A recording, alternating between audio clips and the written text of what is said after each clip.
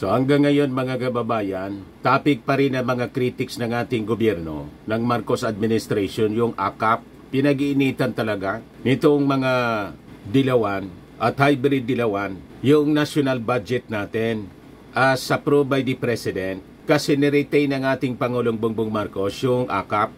Walang tigil po yung paninira, lalo na po ng kampo ng mga Duterte. Bakit ninyo pinag-initan yung AKAP? Ito nga yung pinakamaganda na programa ng ating gobyerno.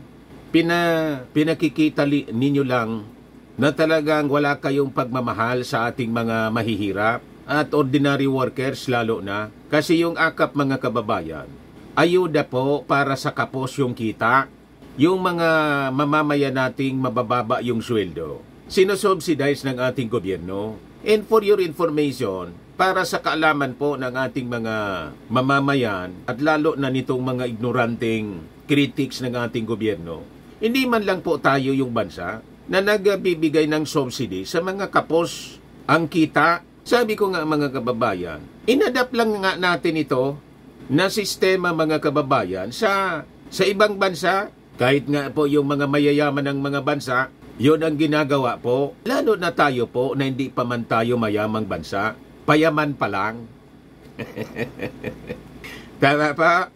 Payaman ang bagong Pilipinas. Ang tawag dito mga kababayan sa ibang bansa, Universal Basic Income, UBI. Yan Universal Basic Income is a social welfare program that provides all citizens with a regular unconditional cash payment. Ta kanila nga po, unconditional.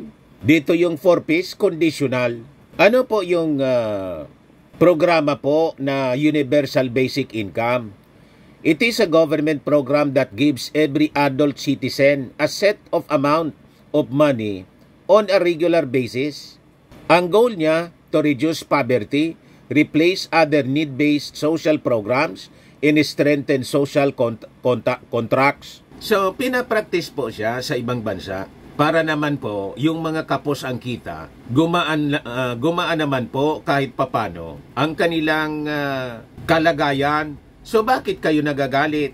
O mamaya mga kababayan, ibibigay ko sa inyo, ano mga bansa ba ang may universal basic income? Para basagin po natin ang mga propaganda nitong mga kalaban ng ating Pangulo. Sinisiraan po ang pamimigay ng ayuda, lalo na po nitong AKAP, pinopolitika nila masyado. Nagagalit sila kasi wala silang nagawa para iangat ang kabuhayan ng ating mga mamamayang Filipino. Ibahin ninyo ang ating Pangulo. May totoong pagmamahal siya sa ating mga maralita. Nakita ninyo po yung mga farmers na dati baon sa utang, sa land bank po, dahil sa agrarian reform, lahat ng pagkakautang po ng mga farmers, tinanggal ng ating Pangulo. Wala na silang babayaran doon sa lupa na inaward sa kanila.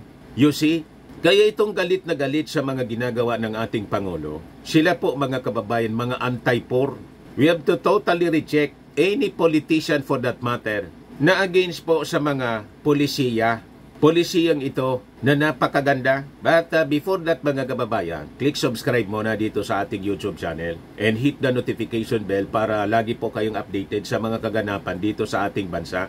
Like and share na rin po ninyo ng ating video. At huwag na rin po ninyo na skip yung ating mga commercial ads para tuloy-tuloy lang ang pag-unlad ng bagong Pilipinas.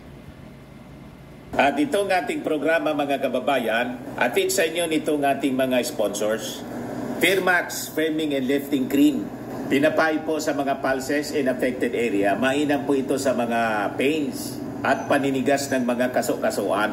Ito sa mukha naman yung application, anti-aging, Automax po siya. Ito ay Glow Zero mga kababayan. Whitening po siya. Made in South Korea. Ito naman po, Nengxia Red Mix Fruit Drink. Gawa po siya sa goji berry. May anti-cancer properties po siya. At sa mga naghanap po ng malinis and spacious fitness gym, pumunta lang po kayo sa aming Colossal Fitness Gym. May Grab car rental din po kami. At bills payment po sa aming office. At saka sa mga Mahilig po sa mga imported bags. Manood po kayo sa live selling ni Madam Aileen Rosales sa kanyang Aileen Closet po. Pati mga shoes, ito yung kanya po. Ito yung kanyang page. Kita ninyo, napakagandang mga online selling po siya. Si Madam Aileen Rosales. Cellphone number niya po, 773-798-7816. So balikan natin mga kababayan yung ating topic. So malinaw po mga kababayan na itong mga critics ng ating Pangulong Bongbong Marcos na walang tigil sa paninira dito po sa AKAP, mga anti-poor politicians po sila mga kababayan. Walang pagmamahal sa ating mga mahihirap. Dinidemonize nila mga kababayan yung pagtulong sa mga mahihirap ng ating gobyerno. Yun naman talaga po yung obligasyon ng ating gobyerno. Yung tulungan po na makabangon yung ating mga mahihirap. Damn if you do, damn if you don't. At sabi nga po natin mga kababayan, hindi man lang tayo po nagbibigay ng subsidy. Ang Universal Basic Income po, ginagawa na sa ibang bansa. Noon pang panahon, nahuli na nga po tayo. Yan Universal Basic Income by country. Yan ang mga bansa, mga kababayan, kahit yung mga mayayaman ng bansa, they have basic income by country, universal basic income. Australia, Belgium, Brazil, Bulgaria, Canada, Czech Republic, Finland, France, Germany, Greece, Hungary, Iceland, India, Iran, Iraq, Iceland, Japan, pati sa Macau, Namibia, Netherlands, New Zealand, Norway, Portugal, Slovakia, South Korea, Spain, Switzerland nga United Kingdom, United States. So ano ang problema ninyo na mga kontra sa AKAP? Kung yung mga mayayamang bansa, kasi kahit may mga mayamang bansa, may mga mamamayan pa rin sila na mabababa ang kita. Kaya para naman po gumaan ang kanilang pamumuhay, sinosubsidize ng gobyerno. Di ba napakagandang policy? Kasi buti yung mga mayayaman, supisyente sila sa pera para sa kanilang mga pangangailangan. Para mabalance naman po yung pamumuhay. Yung nakokolekt na revenues from the taxes ng mga mayayaman, sinosubsidize doon sa mga mamamayan, ordinary workers na mababa yung kita. Lalo ngayon po, ang inflation po, ang pagmahal ng mga bilihin, global, epekto ng conflict, epekto ng climate change, ng mga disasters na tumatama po sa mga bansa. Yung mayaman, kayang-kaya nila. Kahit may mga na-damage sa kanilang mga properties, mga bahay, halimbawa pa na landslide, dinanod ng baha, o nalindol, kaya nila na bumangon. Pero yung mga ordinaryo po na mga mamamayan, kailangan ng support galing sa gobyerno. Kaya nila ito ginagawa. Japan, mga kababayan, in Japan, New Party Nippon included a basic income proposal in their manifesto in 2009 pa. Of the currently active and registered political parties in Japan, the Greens Japan support a universal basic income. Ito sa Macau. Sa Macau, Macau has distributed funds to all residents, permanent and non-permanent, since 2008 as part of the region's wealth partaking scheme. Kinopya lang natin ito, mga kababayan, na pagbibigay ng ayuda or AKAP or TUPAD o kung ano man yung tawag, AIX, sa sistema ng pinapractice na po sa ibang bansa, kahit na sa mga mayayamang bansa tulad ng Japan. So anong problema ninyo? Kasi hindi kayo yung namimigay, kasi hindi kayo yung nasa posisyon, kasi hindi kayo yung nakaisip. Ganon. Kaya dinidemonize ninyo yung pamimigay ng ayuda ng ating gobyerno kasi hindi ninyo nagawa. Yun ang totoo niyan. Nainggit lang po kayo kasi lalo na bumabango yung ating administrasyon sa pag-adapt nito na universal basic income na ginagawa sa ibang bansa. Ganon katalino yung ating Pangulo. Tinitingnan niya sa ibang bansa kung ano yung meron sila na pwede nating i-adapt dito. Ito yung produkto po, result ng kanyang pag-iikot sa iba-ibang mga bansa sa buong mundo na ikinakagalit din ninyo. Ang tingin ninyo, paglakwat sa lang. Isang tamba kayo mga inggitiro sa South Korea. In South Korea, Youth Allowance Program was started in 2016 in the city of Siongnam, which should give all 24-year-old citizens 250,000 won or $215 every quarter in the form of a local currency that could only be used in local businesses. This program was later expanded to the entire province of Gyeonggi in 2018.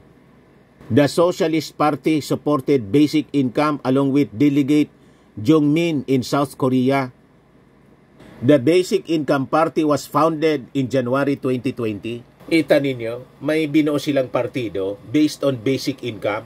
Kaya nagsusulong nito po ng mga congressmen tulad po ng Ako Bicol Party List, Tingog Party List ni Martin Romualdez and the whole Congress, mga kababayan, na sumuporta po sa AKAP.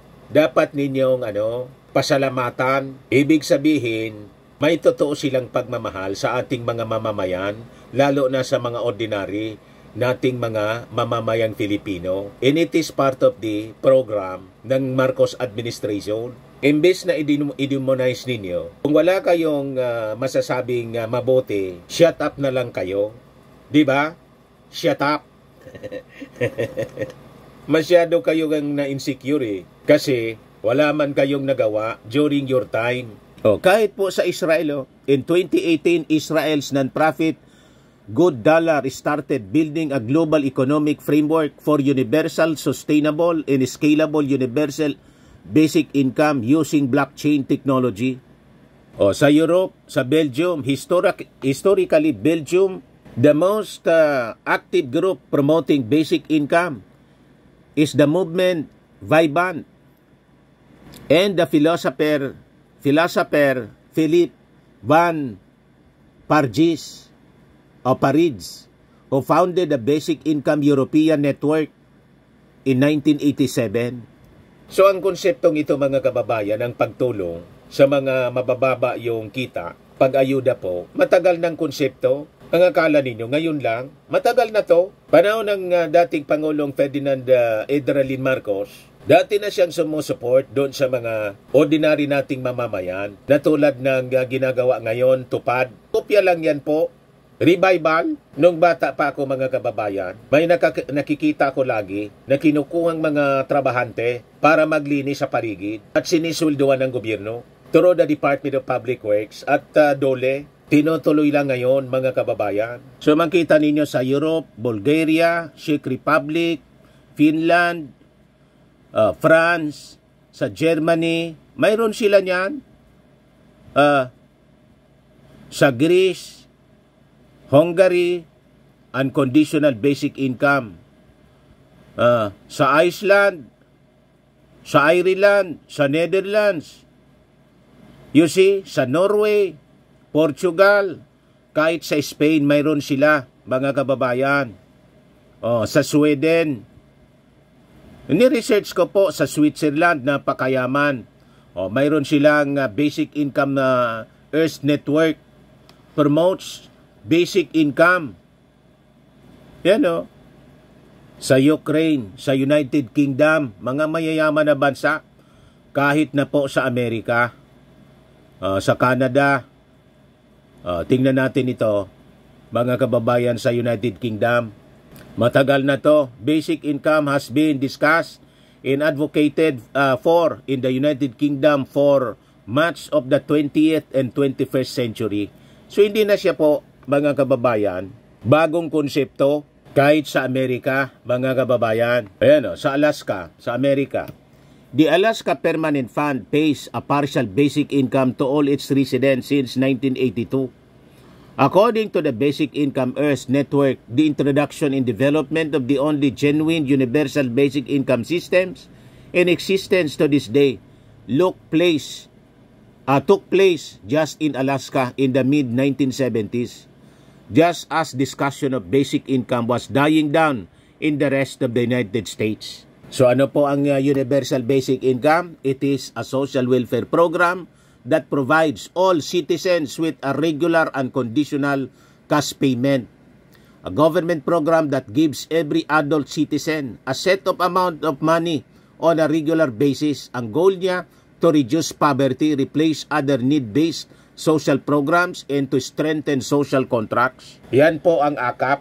dito sa Pilipinas, tawag natin dito AKAP, na ngayon lang natin, mga kababayan, napakinabangan kasi may leader po tayo na may totoong pagmamahal sa mga maralita. Kaya sabi natin kanina, ang sino man po na kontra sa AKAP, masasabi natin anti-poor, matapobre kayo. Gusto ninyo, kayo lang ang maganda ang buhay. Wala kayong totoong mamahal sa ating mga mamamayang Pilipino. Pati yung pagtulong ng ating gobyerno, pinopolitika ninyo. Iparte ito ng campaign promise ng ating Pangulong Bongbong Marcos. Yung sinasabi ninyong yung edukasyon, priority pa rin. Number 1 priority yung edukasyon. In fact, siya yung may pinakang malaking slice ng budget. 2025 national budget, 1.55 trillion inilaan sa edukasyon. Sa 6.32 trillion pesos na 2025 national budget, yung edukasyon po, yung may pinakang malaki.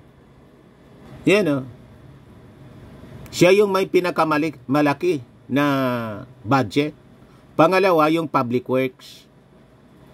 Pangatlo, yung health. Kuwan pala. Yung agriculture pala, hindi.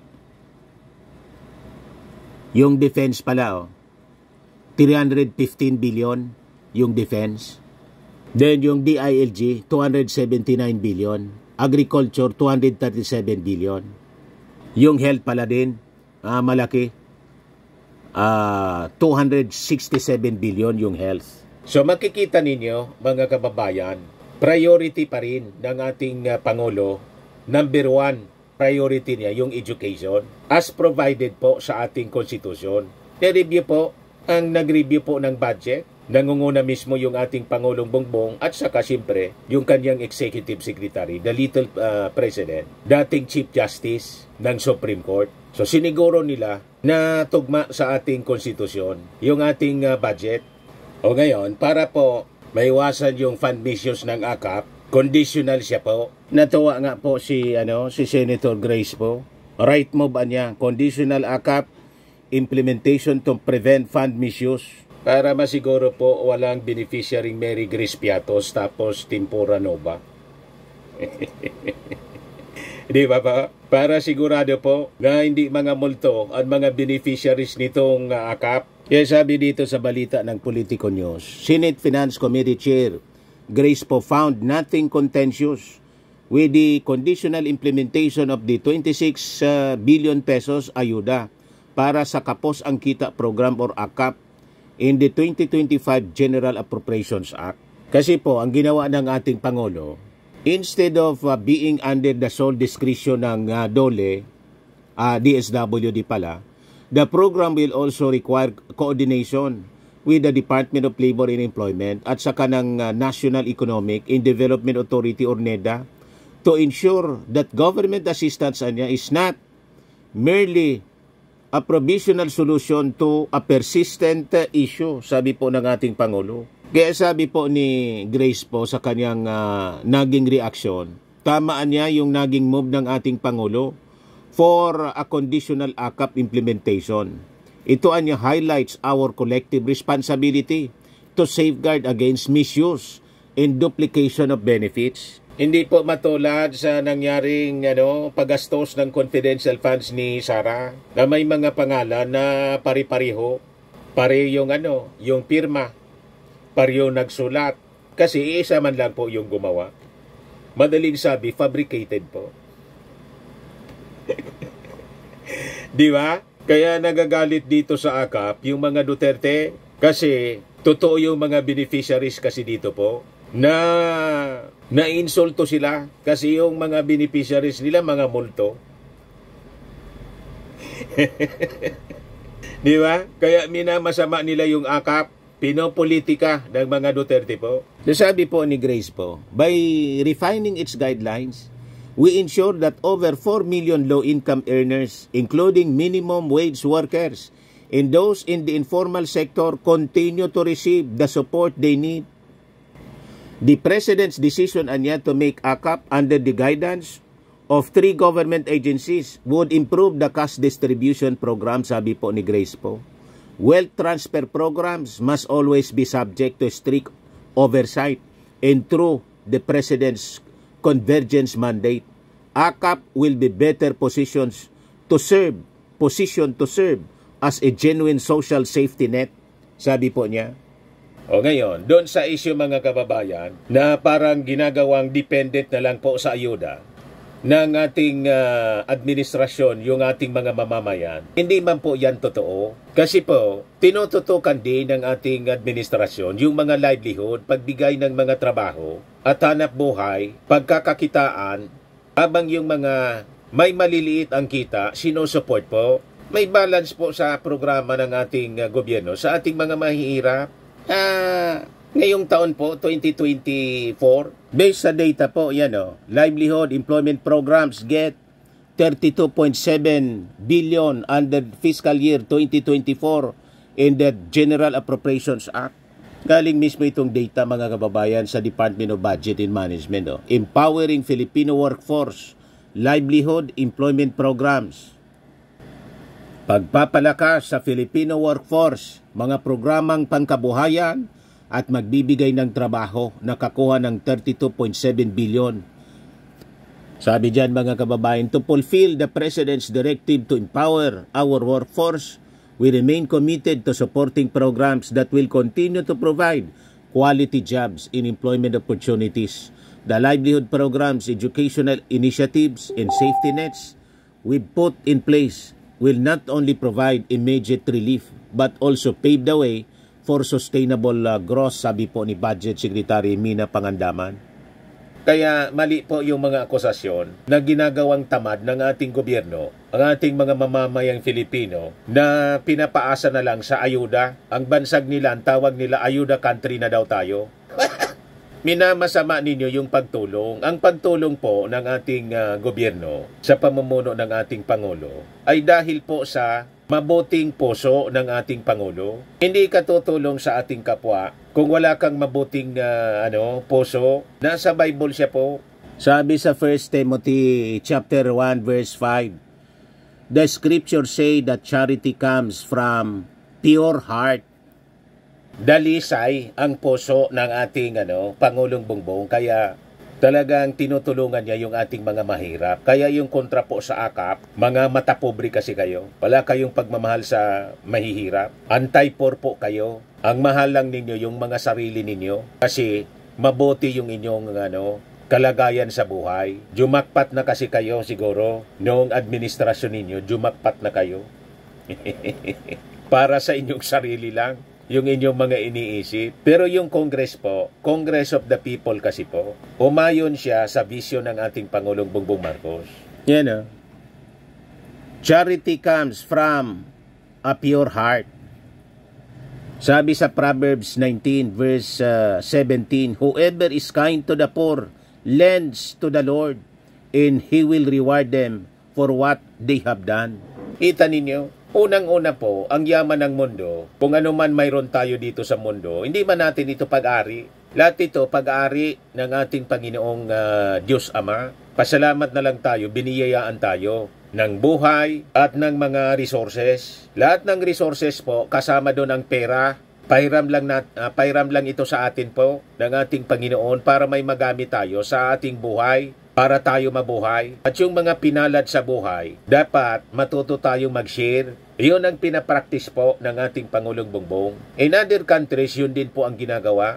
Ang tawag nila universal basic income, na doon sa mga tao na kulang yung kita, sinosubsidize po ng gobyerno, ng kanilang gobyerno, tulad ng mga bansa, mga kababayan na pinakita ko sa inyo, including South Korea, Japan, Australia, Sweden, Switzerland, pati United Kingdom in America. Ginagawa ito. So ano yung problema ninyo na mga taong kontra po sa AKAP? Ang problema ninyo po, kayo, mismong buhay ninyo at mindset ninyo yung problema. Kasi lahat sa inyo problema.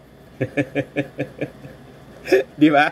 Sabi pa sa Proverbs 22:9, the generous will themselves be blessed, for they share their food with the poor. Kaya yung first couple po, binibiyayaan palagi, kahit isip ng masasama yung kanyang mga kalaban sa politika, nandyan ang patuloy na biyaya sa kanya, sa kanila po. Di ba? Ano pa daw, sabi sa Proverbs 28:27, those who give to the poor will lack nothing, but those who close their eyes to them receive many curses. May sumpa po ang mga taong galit sa ayuda. May sumpa talaga kasi isusumpa kayo ng mga mahihirap, kayong mga kontra sa akap, kasi sarili lang ninyo yung iniisip ninyo. Tama pa? Yan the generous will themselves be blessed. Yung mga mahilig magbigay, ibibless ng ating Panginoon.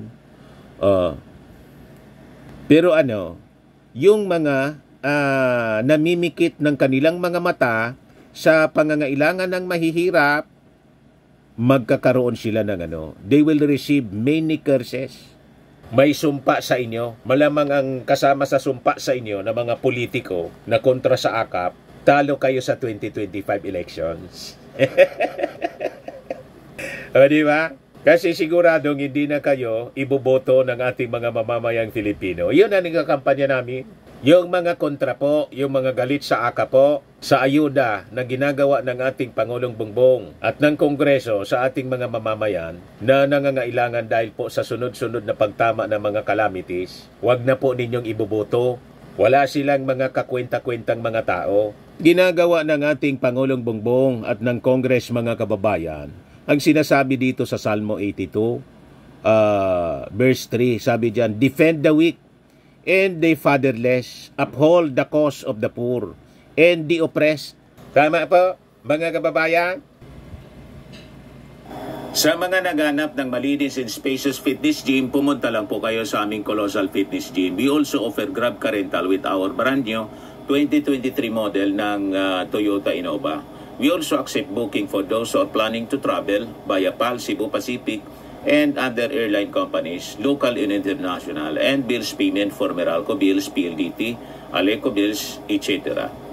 Ang Colossal Fitness Gym is located at 3rd floor Security Bank Building, Landco Business Park, Legazpi City, Albay. For inquiries, look for Chilon Maravillas, contact number 0966-802-0949. Yan yung aming Innova. Lagi na pong matao sa amin. Pati mga foreigners po, tingnan ninyo, mga British tourists sila. Ang lalaki ng katawan na, mga kababayan, nag-gym sa amin. Ito naman po, Indian National.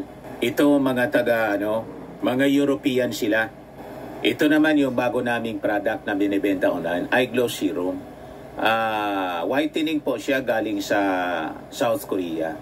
Tingnan ninyo yung epekto sa aking anak na architect entrepreneur, Riz Maravillas. For inquiries, look for Riz Maravillas on FB. Ito naman po, Firmax Firming and Lifting Cream. Pinapahid po ito sa mga pulses and affected area. Mainam po ito sa mga pains at paninigas na mga kasukasuan. Ito po, Automax Radiant Serum. Sa mukha naman yung application. Anti-aging po siya. You will look 10 years younger than your age. Sa mga cancer patients naman po, baka lang gusto ninyo itong itry. Nengxia Red Mixed Fruit Drink. Hindi man po siya gamot, food supplement siya. Kaya lang, gawa siya mga kababayan sa goji berry. Yung goji berry may anti-cancer properties. Yung mga inquiries ninyo, dumiretso na lang kayo sa aming messenger sa Facebook para masagot namin agad. Ayos po. Ako po si Dante Maravillas. Bye-bye. God bless.